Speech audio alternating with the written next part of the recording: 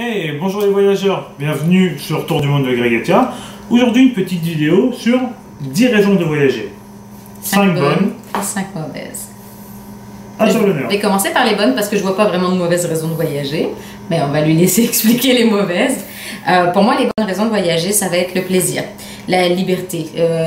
T'as le goût de vivre ta vie, ça c'est une super bonne raison de voyager. Voyage, te pose pas de questions, enlève-toi les problèmes que tu peux t'imaginer.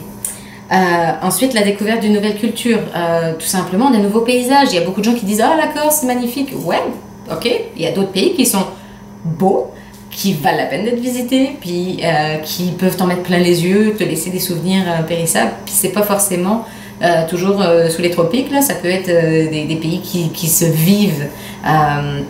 Comme la Corse. Tu as toujours entendu dire que la Corse c'est magnifique et que tu n'es jamais allé. Eh ben, va en Corse. C'est ça, commence par ça, et puis tu verras le reste. L'ouverture d'esprit, c'est important aussi, ça ouvre beaucoup. Il y a beaucoup de gens qui disent, quand tu voyages, tu découvres que finalement, on passe tout le temps à se plaindre sur des petits détails, alors que dans d'autres pays, ils n'ont pas tous ces avantages-là. C'est un point. Il y a aussi l'ouverture d'esprit d'être capable de discuter avec les autres, enlever l'aspect je suis raciste, j'aime pas les autres cultures, ou tout simplement... Ouais, ça rend, je vais pas dire moins bête, mais ça ouvre les yeux de voyager. Ouais. Nous, on n'est pas des gens qui disent a priori parce qu'on a vraiment une culture très diverse, mais quand on va dans un endroit qu'on connaissait pas et où plein de gens nous ont dit des trucs dessus, le meilleur exemple c'est la Malaisie, encore une fois. Les gens disent tu vas en Malaisie, je sais pas trop, c'est dangereux. Alors moi j'avais jamais entendu que c'est dangereux, mais tout le monde te dit ça, ça veut que tu te poses des questions. Tu arrives là-bas et c'est quasiment les gens les plus gentils que j'ai jamais rencontrés. C'était fou, donc, super serviable, ils parlent anglais, ils se posent pas de questions, ils viennent vers toi, on s'est fait offrir des trucs à manger dans la rue. Ouais, ça ouvre l'esprit, vraiment, ça peut changer le regard qu'on a sur le monde. On nous avait dit aussi au Japon, tu vas te sentir tout seul. Non, jamais, jamais. Les Japonais, ils voient que t'es perdu, tu t'ouvres ta carte, tout le monde s'arrête, vous allez où, même si tu parles pas la même langue qu'eux. Important de savoir dire, je suis perdu en japonais, c'est Watashi wa Maigo, ça peut vous aider et surtout ça va leur faire plaisir de voir que vous faites l'effort de parler japonais. Voilà, ça c'était pour l'ouverture d'esprit.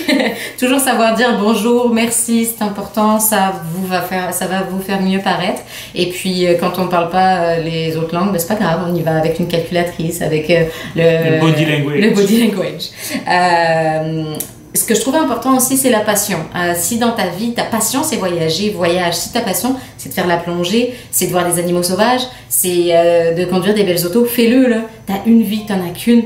C'est super important de vivre ta vie et de pas juste la rêver puis de te dire, quand tu auras 45 ans, 50, 70, peu importe, là, je commence à être malade, là, j'ai des enfants, j'ai des occupations, je peux pas quitter mon job. La vie va vite. Hein. Si ta passion, c'est genre les animaux sauvages et ton rêve, c'est de voir une girafe, vas-y. Voilà, c'est bête de l'avoir dans un zoo. Va pas en Australie. Voilà, va pas en Australie. Essaye le Kenya, par exemple. C'est ça. Donc, je te laisse avec les 5 mauvaises raisons de voyager que tu as su nous trouver. Voilà, alors, la première, c'est, pour moi, je vais montrer aux autres que j'ai voyagé, je vais poster ça sur Facebook. Tu voyages pas vraiment pour toi. Ça, au Québec, nous, on en voit beaucoup, des gens qui viennent et qui font pourquoi t'es venu au Québec? Je suis venu au Québec parce que je veux dire plus tard que je suis venu au Québec. C'est ça, pour dire à mes enfants que j'ai vécu au Québec. Oh, waouh, quelle expérience enrichissante. Oui, donc chacun en tirera ses conclusions. C'est ça. Voilà. Deuxième mauvaise raison de voyager, perdre du poids. Oui. Ça paraît bête comme ça, mais par contre vous allez faire un mois en Australie, moi j'ai perdu 10 kilos. Donc après on se dit, tiens, voyager c'est bien, je vais me refaire un corps d'athlète. Non, quand on revient on reprend tout. Voilà. C'est vraiment pas une bonne raison. Troisième mauvaise raison, qui en fait est plus propre au Québec, au Canada ou au nord de l'Amérique du Nord, c'est fuir l'hiver. Ce qu'on appelle ici les snowbirds. C'est quand même une bonne raison de voyager. Ouais, non, les gens qui... J'ai rien contre la Floride, mais tous les gens qui font cet hiver je pars en Floride parce que je suis tanné de l'hiver, ça fait 20 ans que tu pars en Floride. Essaye autre chose.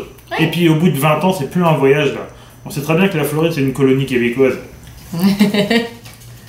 Il y a fuir ses problèmes en quatrième, pour être un peu plus sérieux. Alors ça, nous, on ne connaissait pas. C'est des voyageurs qui ont fait tout un débat là-dessus en disant oui, tu fuis tes problèmes. En fait, le voyage résolverait tes problèmes.